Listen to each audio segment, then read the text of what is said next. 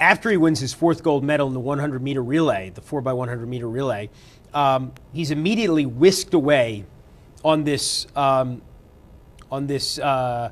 barnstorming tour of Europe with his track and field teammates.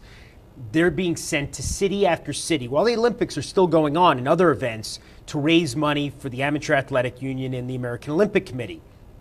And they're being flown to Czechoslovakia, they're being flown to Germany, flown to England, and they're taking part in all these meets. They're exhausted. They've been at the Olympics for 10 days. They're not even allowed to stick around at the Olympics to soak in the atmosphere, and they're not getting a dime. They're not even getting sandwiches to go on the road with. And finally, Jesse refuses to go on the last leg of the trip to Stockholm, where there's going to be another exhibition.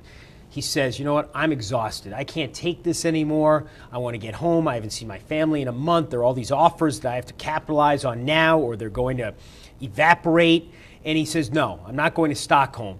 And when word reaches the head of the American Olympic Committee, who also at this time is the head of the Amateur Athletic Union, Avery Brundage, he suspends Jesse Owens indefinitely from amateur sports on the day that the games of the 11th Olympiad end. No athlete has ever dominated an Olympics to the extent that Owens dominated those games, and before they're over, he's kicked out of amateur sports.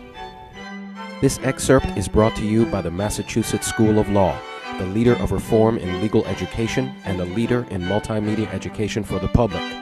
To view the full interview and for a full listing of MSL's programs, log on to mslaw.edu.